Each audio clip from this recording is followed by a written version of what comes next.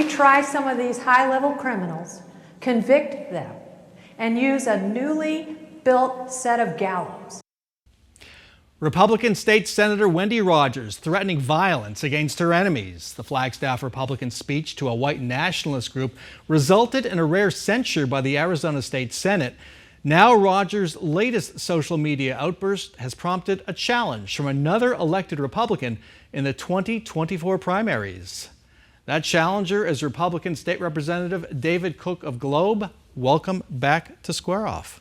Oh, thank you, Bram. This is my first time here, and I appreciate that. First time here. I did interview you from your ranch. Yes, you did. After the fire a few years ago. So we learned you would primary Wendy Rogers in this tweet you posted about Rogers. Quote, you said, this is completely unacceptable in LD7 as our senator. There will be a primary. You texted me that you would primary her. You were the one who was going to primary her. Wendy Rogers has already been censured by the Senate caucus. Her conduct has been objectionable to many. Why was this the tipping point, or was this the tipping point, what you saw in the story about her? Well, Bram, there's much more to offer than that. If we go back, I believe there's a learning curve down at the state legislature in both the House and the Senate. But after we had the census and the redistricting, Arizona, in rural Arizona, we lost 2 House members and 1 senator. So Maricopa County, they picked up more leverage and power in the state of Arizona. But meanwhile, rural Arizona lost power and representatives in Arizona at the legislature. And so when I look at the past history of what is going on, and I'm termed out in the House, right? I'm glad you mentioned that, because I was going to ask you. So you've either got to run for something else, run for the Senate, or do something else. Right, and it's fact that I get asked every day to run for the Senate. And what my original statement was about is that I'm going to find somebody. We're going to find somebody that actually lives, invests, and works in rural Arizona in that district to represent them. So when I said that, then it opened the gates, and when you reached out to me and said, well, who's going to do it? Well, I'm going to do it, I guess, right? Because I get asked every day to do that. I've got a lot of things to do, but one thing that I cannot give up today in my life are the people. We have communities, families, and businesses that need to have someone down here that is fighting for them and their way of life. So you said I guessed there, but are you committed to this? I am committed to it. I haven't filed my paperwork yet. It's the fact that the balance between the job that I'm doing now, my ranch life and things like that, but the legislature, I'm the only chairman of 2 standing full committees at the House of Representatives. 1 committee is a lot of work, so I'm doing the work. No one, I've always said this since I got elected in 2016, no one is going to outwork me, and they're not. And so it's going to happen. So make your case to Republican voters in this district, and it is a ruby red Trump district. Why should they pick you over Wendy Rogers? Well, I think that's going to come out in time. When I hopefully get to debate and I'll be in front of many of those Republicans, that is my district. I was the top Republican vote getter when I ran for the House of Representatives, so it's not like they don't know me, right? But I deliver. I deliver for the problems and the issues that are affecting those communities. So when I don't do headlines. If you want to lash out and scream and be on Twitter and make silly comments like that to get ratings, go do that. But it's not helping the people of the district, and that's what I'm focused on. So you haven't really mentioned her conduct, which is what you were referring to in that tweet I showed earlier. What is it about her conduct that you find objectionable? Well, I think there's a learning curve at first, but then the censure, the statements, and then the bottom line is this. Liz Harris sat next to me on the floor of the House of Representatives. Now, you can say whatever... She's the state representative who was expelled. Yes. I didn't vote for it. You didn't vote for her expulsion? No, I did not. As I sat in that, I didn't know her, don't know her personally, but I know that that's how we build better legislators in the future, is because I didn't know when I was a freshman. I know today how the place works. I know how to get things done. And so as these... So you think Liz Harris is just naive? I think that could be some of the issues, but what it is, her beliefs about the election integrity issues, okay? So I'll go back to this. I sat next to Liz Harris on there. The Republicans and Democrats expelled a House member that was elected duly by the voters because she invited someone to testify in a committee. Well, Wendy Rogers was the chairwoman of that committee, allowed that testimony to go on for 42 minutes unchecked. And in fact, it was past Senate President that actually stepped up and said something after that time to shut that thing down.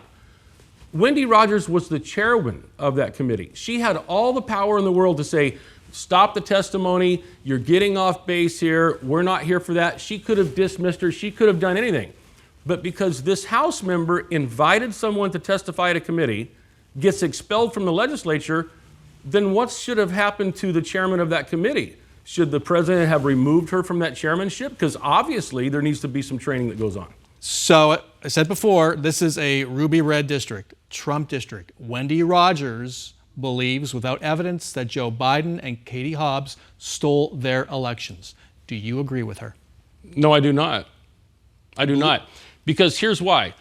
When everyone was afraid to come out for President Trump in 2016, I wasn't.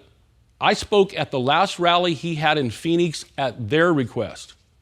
But as soon as President Trump won, then those people that were afraid, then they came out behind him because now it would be okay to come out in public. So now as Trump moves forward, now you have people that come in and support that. Let me ask you this question, or anybody out there in the viewing history. Did Trump win my district? Absolutely. So was the election stolen in my district? No, it was not. Was it stolen in Arizona? I have seen no evidence whatsoever, and I've watched the court cases to find out, is there any evidence that there was anything done? Because people can make statements that say the election was stolen, there was a van load. I sat on the hearings at the hotel when Mark Fincham, my colleague, had the hearings, and I listened to the testimony from Giuliani and these witnesses, and I won't forget the one that I commented on that President Trump retweeted. The lady said they were counting ballots and they were told they were done. Then she said a van pulled up that no one knew where it was from, and they unpacked ballots out of boxes that just came in but didn't know where they were from and ran them through the machines. And I said, would you repeat that?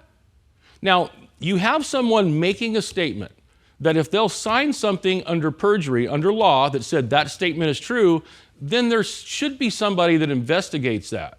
But if the investigators go back and say, well, there's no van on tape, there's no van on camera, there's no evidence that this happens, then there was no crime. So, go ahead. Did Katie Hobbs win her election fair and square? I believe Katie Hobbs won the election, and I believe she's the governor. And that's another thing that we face is that as a legislator, they're like, well, what are you working with the governor for? She's not the governor. I'm sorry, she was sworn in as governor, right? And was she elected as governor? Yes, she was elected as governor. And you have worked closely with her. Yes. You're working on Prop 400, which is something she's interested in, as well as many other lawmakers that would extend the tax in Maricopa County to help pay for transit. Why are you working on that, and how close do you think there is a deal that's going to happen in the legislature? Well, the deal was 95% done. I worked closely, I believe, with her, had a few meetings with her, had meetings with her staff, got 95% of it done. Because remember, they couldn't get the bill out of the Senate. They couldn't get it out of a committee in the Senate. And I kept saying, send me the bill from the Senate, let me work on it in the House, do that. So for the first half of the legislative session, but once we got to that cutoff, then I had to maneuver in the House, open up a bill that came from the Senate, strike new language on, got that fully out of committee, and then continued to have stakeholder meetings with they got too large, 25 organizations and groups, 2 meetings a week, and then it was 95% done. It was the percentage that was basically for the transit part of it and how light rail was going to be affected. And so I handed it off, the Speaker, the President of the Senate, and the Governor. Here you go, 95% complete, let's get this done. What we put on the Governor's desk, I wasn't completely satisfied with. It was a great work product. It was good for the taxpayers, good for Arizonans. I didn't like splitting the question, but that's what the caucus and that's what the members came together on. Okay, last question. Legislature is supposed to return 2 weeks from Monday. Is there anything on the agenda? There is something on the agenda that's important to me. There's a death resolution. I just attended a funeral last week, and that's not important, but it's important to me. But I sent a letter to the governor, the speaker, and the president last week asking for a meeting this week to try to get a deal done on Prop 400, and I have not heard anything back from the president of the Senate. All right. We'll keep watching. State Representative David Cook, thank you so much for joining us. Thank you.